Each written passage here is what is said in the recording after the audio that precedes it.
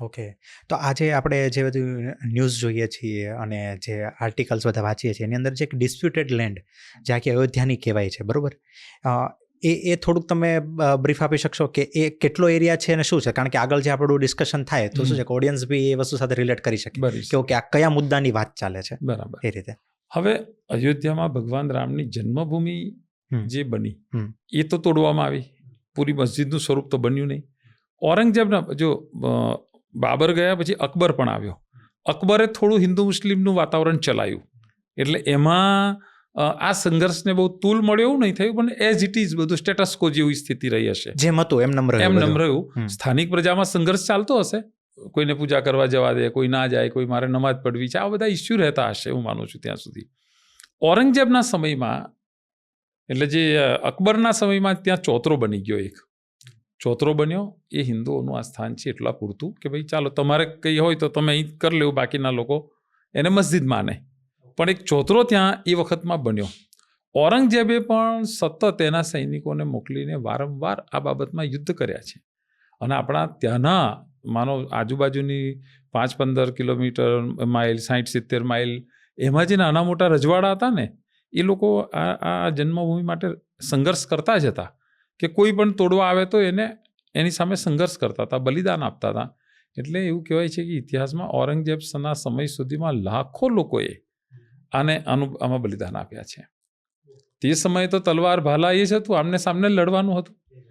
એટલે ઔરંગઝેબને પણ એ ચોતરો ઇતિહાસમાં લખેલું હતું, બાબરનામામાં લખેલું છે કે આ ચોતરો બન્યો આ પ્રકારે. પછી ઔરંગઝેબના સમયમાં પણ એક લખાણ છે કે ભાઈ આ ચોતરો હંમેશા ઔરંગઝેબને પણ ખુશતો હતો કે હા, કારણ કે આ મસ્જિદ એને મસ્જિદનું સ્વરૂપ આપ્યું. બાબરી મસ્જિદ તો શબ્દ પછી બહુ મોડેથી આવ્યો, સ્વતંત્ર ભારતના આંદોલનમાં આવ્યો. બાબરી મસ્જિદ એ વખતે નામ નહોતું, ત્યારે એને ખાલી મસ્જિદ તરીકે. કારણ કે મુસલમાનો ઉત્તર ભારત એક એવું રહ્યું ને કે મંદિરો ખૂબ તોડ્યા મુસલમાનોએ. તમે દક્ષિણ ભારતના મંદિરો જુઓ, ત્યાં બચી ગયા મંદિરો. તો ત્યાંના મંદિરો, તમે રામેશ્વરનું મંદિર જુઓ, કેટલા એકરોમાં ફેલાયેલું છે. મોટા મોટા મંદિરો છે ત્યાં. નાના ગામડામાં પણ તમને મોટા મંદિરો જોવા મળે. એ દક્ષિણ ભારતનું દ્રશ્ય છે. અહીંયા શું થયું? મંદિરો તૂટ્યા. એટલે કૃષ્ણ જન્મભૂમિની પણ વાત છે તો એને પણ તોડી. તો તમે ત્યાંનું દ્રશ્ય જુઓ, તમે જો મથુરા ગયા હો તો એક બાજુથી અંદર દર્શન કરવા જઈએ છીએ આપણે. એક માનો 20x20ની જગ્યા હશે, એક રૂમ, જેમાં કૃષ્ણ ભગવાનનો જન્મ થયો, એ આપણે કહીએ છીએ. બીજા માર્ગે આપણે બહાર નીકળીએ છીએ અને એની ઉપરનું સ્ટ્રક્ચર આખું મસ્જિદનું છે. અને પાછળથી મુસલમાન ત્યાં નમાજ પડવા ઉપર જાય છે. એટલે મસ્જિદ આજે એ ભાગ વાપરે પણ છે લોકો, એ દ્રશ્ય છે ત્યાં. તો કૃષ્ણ જન્મભૂમિ પણ એ દ્રશ્યમાં છે. સેમ વારાણસી, આજે તો વારાણસીની ખૂબ ચર્ચા છે, ખૂબ વિકાસ કર્યો અને રસ્તા મોટા થઈ ગયા, બાકી બધો વિકાસ થયો, ખૂબ થયો. પરંતુ એ પણ હકીકત છે ત્યાં કે મહાદેવજીનું જે શિવલિંગ છે, આપણે ત્યાં શું શિવલિંગ હોય, પછી દ્વાર બહાર નીકળતા નંદી હોય. આજે શું સ્થિતિ છે ત્યાં વારાણસીમાં કે એક મોટી દિવાલ બનેલી છે, ઉપર મસ્જિદ છે આ બાજુના ભાગમાં, એ દિવાલની તરફ મોઢું કરીને નંદી મોટો છે, આજે પણ ઉભેલો છે ત્યાં. એટલે કે ગર્ભગૃહને એ લોકોએ મસ્જિદ બનાવી દીધી અને ગર્ભગૃહ અને નંદીની વચ્ચે દિવાલ આજે ઉભેલી છે.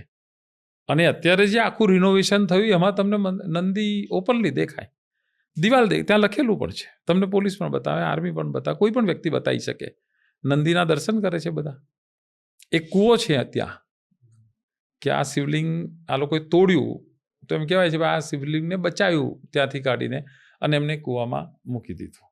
તો આજે કૂવો સચવાયેલો છે ત્યાં. પરંતુ એ ગર્ભગૃહ એ મસ્જિદ બનેલી છે આજે. શિવલિંગનું મોઢું દિવાલ તરફ છે. આવું એક જગ્યાએ નથી થયું. હા, આવું એટલે ભારતમાં અનેક સ્થાનો પર.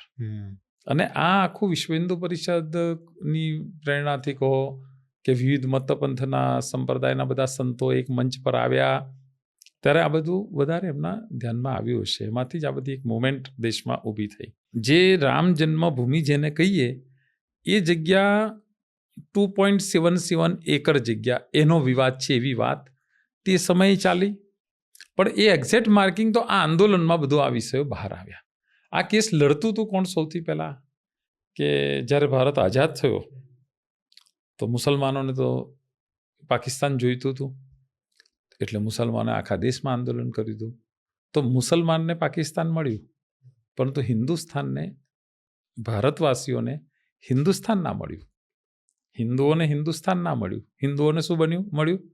ભારત, ધેટ ઇઝ ઇન્ડિયા, બિન સાંપ્રદાયિક દેશ મળ્યો. મુસલમાનોને ધાર્મિક કટ્ટરતાવાદ હતો જ એને કે અમારે તો ઇસ્લામ માટે અમારે દેશ અલગ જોઈએ, તો એને પાકિસ્તાન મળી ગયું. પણ હિન્દુઓને હિન્દુસ્તાન ના મળ્યું. ભારતના પ્રધાનમંત્રી જવાહરલાલ નહેરુએ કીધું કે આ સેક્યુલર સ્ટેટ છે અને અહીંયા બધા રહી શકશે. અને એટલા માટે જે લોકોએ પાકિસ્તાનની માંગણી કરી હતી એ મુસલમાનો એ અહીંયા રહ્યા જ.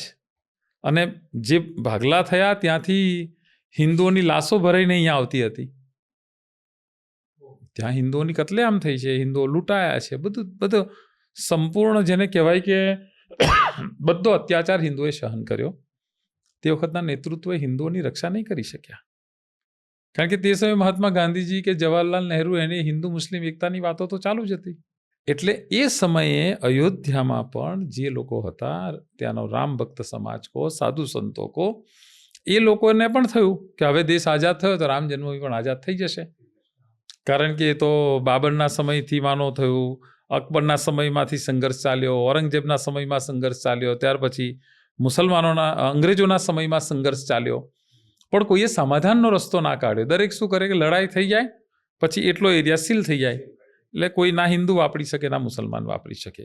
એટલે આ સ્થાનમાં ક્યારેય મુસલમાનોને માલિકી મળી નથી અને ક્યારેય મુસલમાનોએ ત્યાં નમાજ પડી નથી. કારણ કે મુસલમાનોમાં પણ એક વર્ગ મોટો માનવાવાળો છે કે જ્યાં વિવાદિત જગ્યા છે ને એમાં એની નમાજ ઇસ્લામ એને કહે કે એ નમાજ એને માન્ય જ નથી. એવો લોકો માનવાવાળો પણ એક વર્ગ હતો. એટલે ત્યાં મુસલમાનોએ નમાજ પડી છે એવું આજે પણ ક્યાંય લખ્યું છે એવું નથી.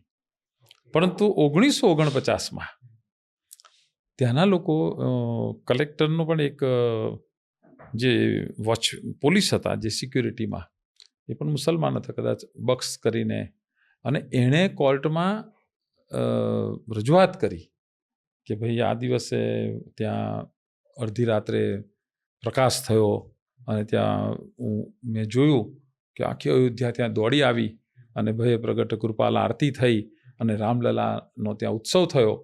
એટલે એ આ રામ ભગવાનની મૂર્તિ ત્યાં મુકાઈ ગઈ અંદર 1949. એટલે એ જે હું સમજુ છું ત્યાં સુધી કે જે 2.77 એકરની જે જગ્યા હતી, જે વિવાદિત જગ્યા હતી, કે જ્યાં વિવાદિત ઢાંચો જે બનેલો હતો, બરાબર, એનો જે મતલબ જે ગર્ભગૃહ કહેવાય, ત્યાં રામ ભગવાનની મૂર્તિ મુકાઈ ગઈ. જે આપણે સાંભળે છે કે રામ ભગવાનની મૂર્તિ પ્રગટ થઈ એ જગ્યાએ ગામનો સાધુ સંતો હશે, રામ ભક્તો હશે, જેનો પૂર્વજો આ જન્મભૂમિ માટે સંઘર્ષ કર્યો હશે.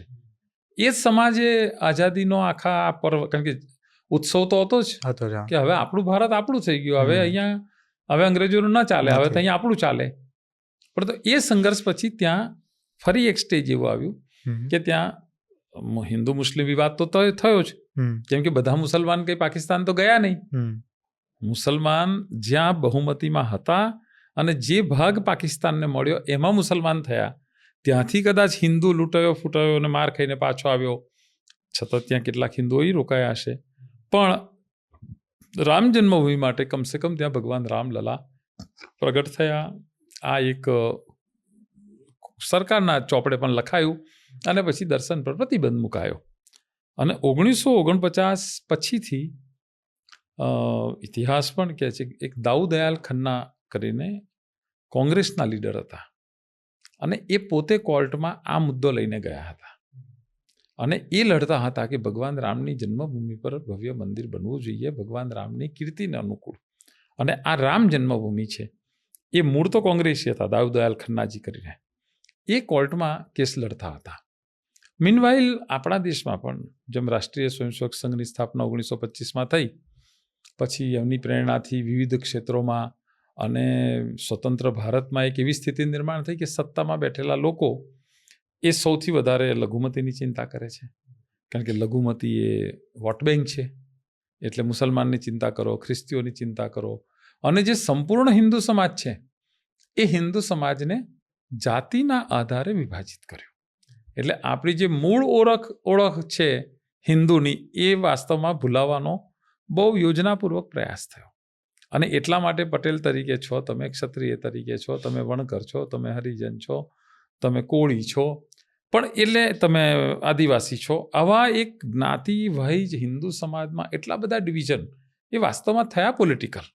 એટલે સંપૂર્ણ હિન્દુ સમાજની બહુમતી છે, પરંતુ જો તમે એને જાતિના આધારે વિભાજિત કરી નાખો, અને અંગ્રેજોએ પણ જે શિક્ષણ નીતિ આપણા સામે મૂકી એનું પરિણામ પણ એ જ આવ્યું.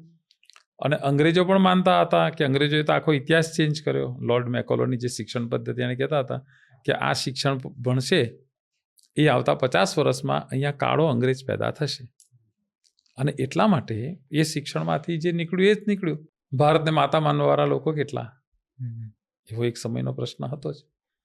પણ જવાહરલાલ નહેરુના શાસનથી શરૂ કરીને જે શાસન ચાલ્યું એમાં અનેક લોકો હતા, જે લોકો હિન્દુ જીવન, કનૈયાલાલ, માણેકલાલ મુનશી ને એવા બધા મૂર્ધન્ય લોકો પણ હતા, જે વિદ્વાનો હતા, જેણે આખા ભારતીય સંસ્કૃતિ, હિન્દુ સંસ્કૃતિ આ બધું વરેલું હતું. પરંતુ કમનસીબી એ આવી કે રાજનીતિમાં હિન્દુ એ સાઇટ પર મુકાતો વિષય આવ્યો. હિન્દુ સમાજને રાજનીતિના દ્રષ્ટિથી હંમેશા જાતિમાં વિભાજિત હંમેશા કર્યો. અને આ સમયમાં જેમ જવાહરલાલ નહેરુએ કીધું કે આ બિનસાંપ્રદાયિક રાજ્ય, હું એ સમયનું એક ઉદાહરણ આપું કે તે વખતે તો આખું ગુજરાત, મહારાષ્ટ્ર એક હતું, મુંબઈ સ્ટેટ હતું. તો ગાંધીજીની હત્યા થઈ, ગોડસેએ કરી, પણ એમને ચાન્સ મળ્યો કે આ તો આરએસએસના માણસે કરી, તો એ વખતે એમણે આરએસએસ પર પ્રતિબંધ મૂકી દીધો. આરએસએસના અનેક લોકો પર હુમલા થયા અને બાકી થયું. તો એક પંડિત સાતવડેકર જે કરીને એમનો એક પ્રેસ સતારામાં હતો મહારાષ્ટ્રમાં, એના પર હુમલા થયા.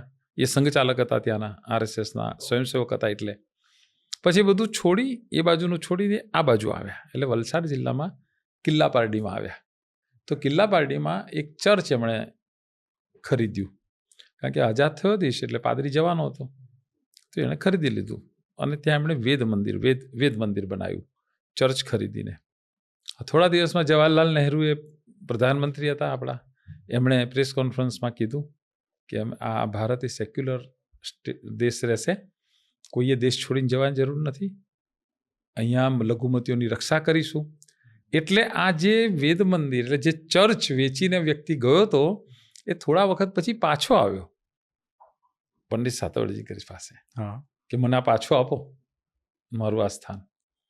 ના આપ્યું અલગ વિષય છે, પણ એ પાછા કેમ આવ્યા? તો એ અહીંયા નહીં બનાવ્યું તો ચર્ચ બીજી જગ્યાએ બનાવ્યું હશે, કારણ કે એને ખબર પડી કે આઝાદ થયો તો આપણે સુરક્ષિત છે ભારતમાં. અને આ આપણી હિન્દુઓની મોટામાં મોટી કમનસીબી રહી. એટલે રાષ્ટ્રીય સ્વયંસેવક સંઘ એની પ્રેરણાથી જેટલા લોકો કામ કરતા હતા, જે ભારતને હિન્દુ રાષ્ટ્ર માનતા હતા, પછી એક ભારત માટે જીવવાનું છે, હવે ભારત માટે મરવાનું નથી, સારા નાગરિક બનવાનું છે, દેશના હિતનો વિચાર કરવાનો છે, આવો જે મોટો એક વર્ગ હતો એ ગુંગળામણ તો અનુભવતો હતો.